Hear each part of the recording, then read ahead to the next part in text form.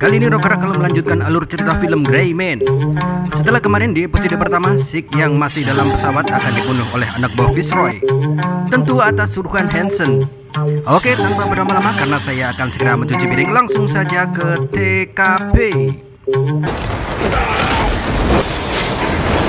Sampainya pesawat itu meledak di angkasa, tapi Zeke berhasil selamat setelah melakukan pendaratan darurat di Turki.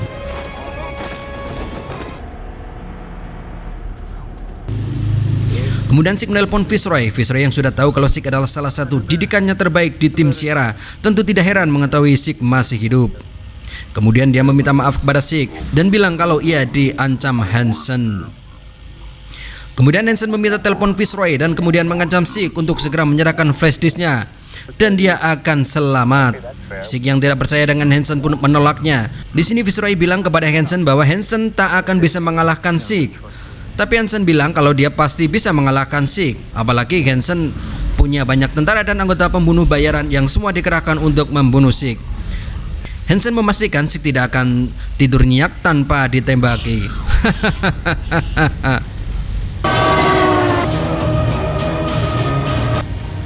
Kemudian scene berpindah ke kereta dan memperlihatkan Zeke yang sedang kelaparan memakan nasi bungkus. Nggak tahu ya pakai lauk apa, tapi Zeke begitu menikmatinya sampai bekasnya pun dijilati sampai bersih. Wah, kasihan juga nih sampai kelaparan ini Zeke ya. Mungkin terlalu banyak gelut jadi sampai lupa makan. Flashback ke 2 tahun sebelumnya di London, markas CIA memperlihatkan seorang Margaret, salah satu partner Fitzroy yang sama-sama anggota CIA. Di situ Zeke mendapatkan tugas untuk menjaga putri Fitzroy karena tentu Fitzroy yang sudah banyak membunuh para penjahat. Alhasil mereka menyimpan dendam dan memburu semua keluarganya. Putri Fitzroy merupakan keluarga satu-satunya yang tersisa dan di situ pun putrinya bisa hidup dengan bantuan alat pemicu jantung. Dan dengan alat super canggih, jantung putri Fitzroy bisa dideteksi dari manapun. Yes, that's right. Just the 2 exits? Odd name? Yeah. Saat malam tiba, Zeke yang bertugas menjaga putri Fitzroy didatangi pembunuh bayaran yang akan menculik putri Fitzroy.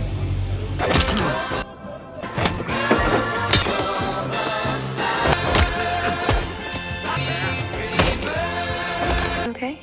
Yeah. Tentu bukan hal yang susah buat Zeke untuk melumpuhkan pembunuh bayaran tersebut. Kembali lagi di masa sekarang, Zeke menemui seseorang dan meminta agar dibuatkan paspor palsu untuk memudahkannya menuju suatu tempat. Kemudian orang itu menyuruh Zeke untuk segera membersihkan diri supaya nanti saat difoto untuk paspor, Zeke terlihat ganteng dan tidak belepotan darah. Saat Zeke sedang melakukan sesi pemotretan, tiba-tiba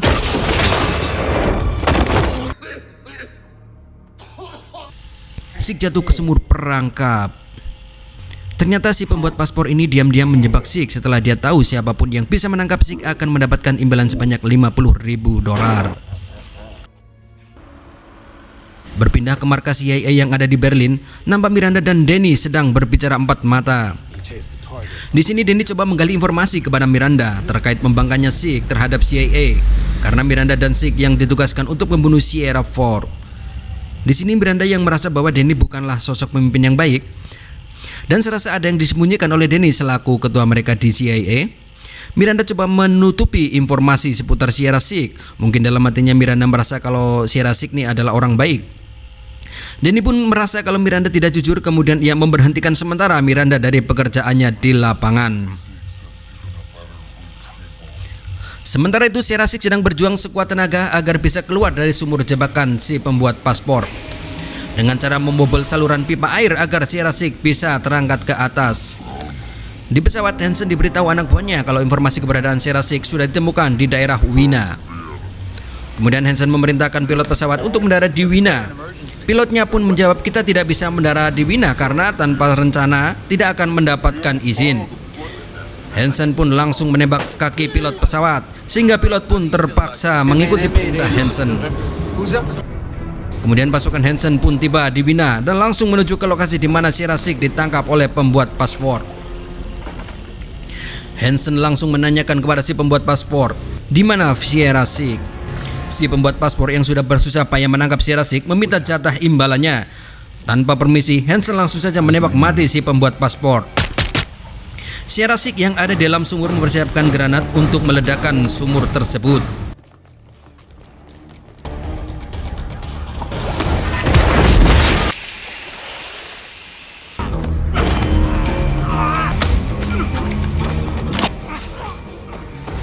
Kemudian Sik berhasil keluar dari sumur dan langsung berkelahi dengan pasukan Hansen hingga akhirnya Sierra Sik pun terpojok. Kemudian ia menjatuhkan granat dan Hansen langsung lari menyelamatkan diri. Tapi tiba-tiba di belakang Sik, Hansen sudah menodongkan senjatanya bersiap untuk menembak Sik. Nice try. Hi. You want my foot in your ass? Tapi ternyata Hansen terkena tembakan obat bius. Yang si penembak itu adalah Miranda. Kemudian setibanya Hansen di markas CIA Kroasia, anak buah Hansen melaporkan bahwa melalui pantauan CCTV, anak buah Hansen berhasil mengetahui kalau Sik telah mengirimkan flash disknya ke Praha. Akan tetapi tidak diketahui siapa alamat yang dituju.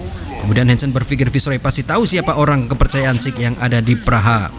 Langsung saja Hansen menyiksa Viceroy dengan cara mencabuti kuku-kuku Viceroy dengan sebuah tang.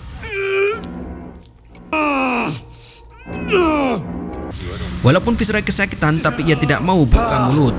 Merasa usahanya tidak berhasil, Hansen pun mengancam akan menyiksa putri Viceroy bila ia tetap tidak mau buka mulut. Scene kemudian berpindah di Praha, di mana di sini terdapat orang kepercayaan Sik yaitu Margaret. Tempat Sik menitipkan flash disk. Setelah Margaret berhasil membobol paspor yang ada di flash disk, di situ terlihat bukti kriminal kekejaman Denny yaitu pembunuhan, penyiksaan, dan pengeboman yang semuanya dilakukan tanpa izin dan tanpa mempedulikan kerugiannya bagi masyarakat luas. Karena itulah alasan mengapa Denny memecat Viceroy dan Margaret. Kemudian pasukan pembunuh bayaran yang dikirim Hansen tiba di rumah Margaret. Margaret yang tahu kalau tim pembunuh yang dikirim Hansen telah tiba, segera menyuruh Sik dan Miranda pergi, tapi tiba-tiba terjadi penembakan dari segala penjuru.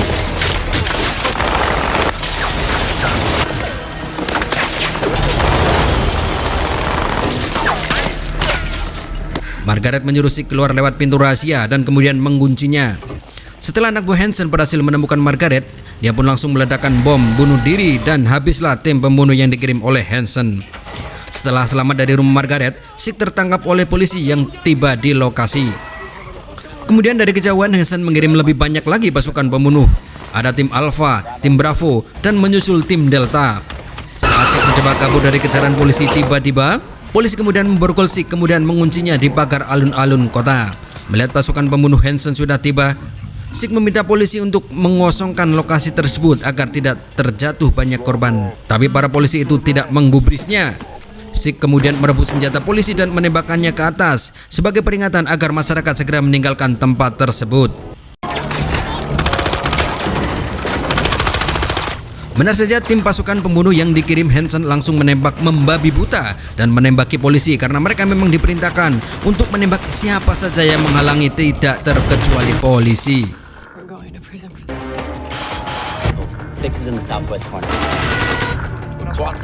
Terjadilah pertempuran hebat, pertempuran sengit antara pasukan pembunuh Hansen dan juga polisi. Sik yang tangannya diborgol hanya bisa menunduk menghindari tembakan. Pasukan si Hansen Edan benar-benar gila menembaki apa saja di depannya. Ditambah lagi Hansen mengirim pasukan SWAT.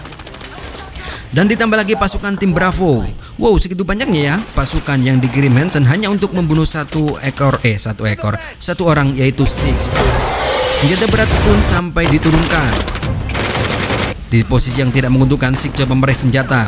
Dari kejauhan Hansen terus mengumpat. Apa susahnya menembak satu orang yang diborgol? Akhirnya Sik berhasil meraih senjata dan langsung menembak pasukan Hansen. Benar-benar kacau sekali nih suasananya menjadi chaos, mobil-mobil pun dihancurkan. Melihat kekacauan ini, Susan nampak keberatan dan meminta Hansen untuk menarik pasukannya. Ini sudah gila, kita pasti akan dipenjara, katanya. Bukannya mendengar arahan Susan, Hansen semakin menjadi dan menjanjikan $10.000 bagi siapa saja yang berhasil menembak pertama.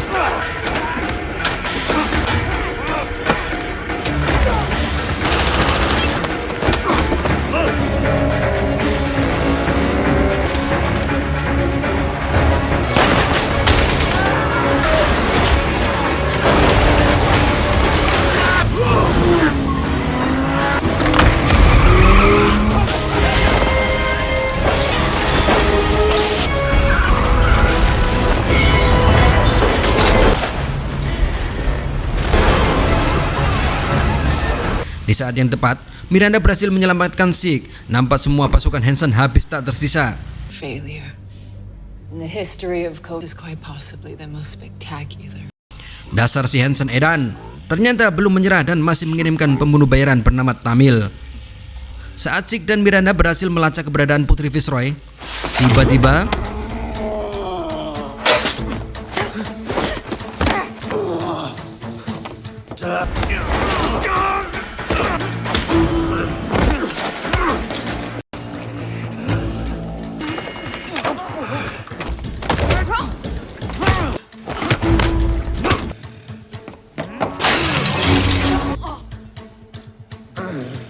ternyata hebat juga nih ya Kang Tamil ya, walaupun dikeroyok Zeke dan Miranda masih bisa bertahan dan berhasil kabur dengan membawa flash disknya.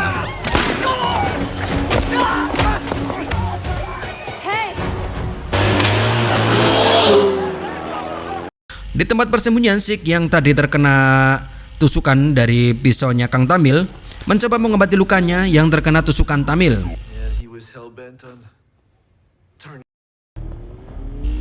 Tamil yang sudah berhasil merebut flash disk dari Zeke langsung menuju ke markas CIA untuk menyerahkannya kepada CIA dan tentu saja mendapatkan imbalannya.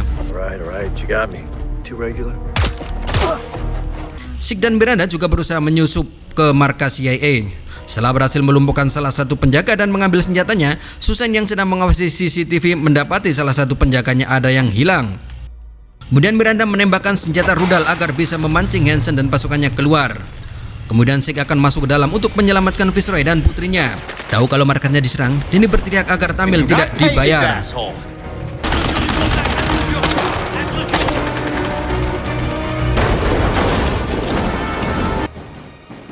Zeke pun berhasil menemukan keberadaan Fitzroy dan putrinya dan langsung membawanya keluar. Give me eyes on the bridge.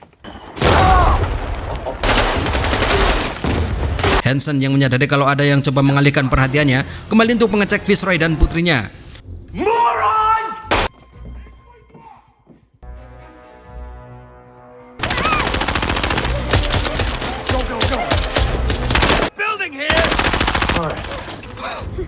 Saat mencoba kabur, Fitzroy terkena tembakan dan menyuruh Zeke untuk kabur membawa putrinya.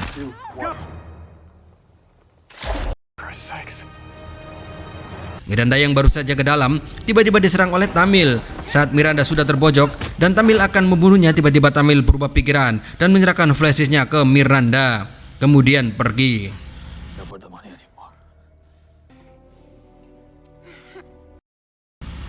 Hansen menemukan Zeke dan langsung menghajarnya, tapi Putri Fitzroy datang. Alih-alih ingin membantu Zeke, malah dia yang tertangkap oleh Hansen dan dijadikan sandera.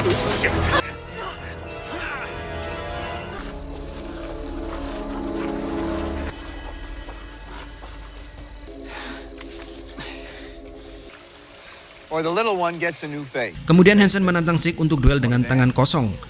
Mungkin biar lebih greget ya.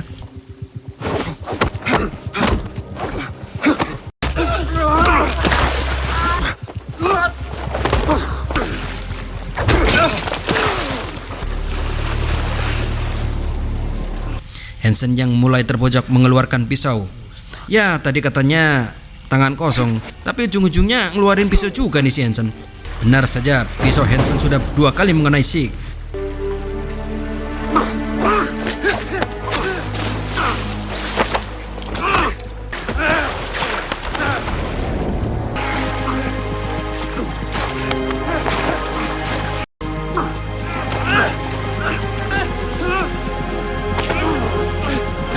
Tapi tiba-tiba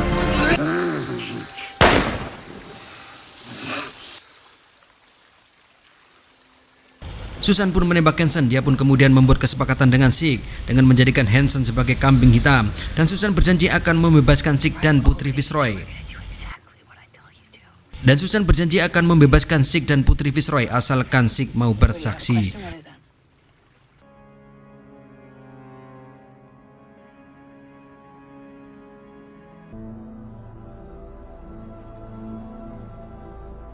Kemudian sidang di markas besar CIA memutuskan untuk membebaskan Denny, Susan, dan Miranda karena flash disk yang berisi data kriminal Denny ternyata sudah dihancurkan. Di akhir cerita, Danny dan Susan akan menyambangi Zeke dan Putri Fitzroy yang mereka sekap. Saat mereka masuk ke ruangan di mana Zeke dirawat, ternyata penjaganya sudah pada mati tertembak. Lock down the perimeter. 6 is a runner. Repeat, 6 is a runner. Dan Zeke berhasil kabur, tentu tak lupa membawa Putri Fitzroy. Dan cerita pun selesai.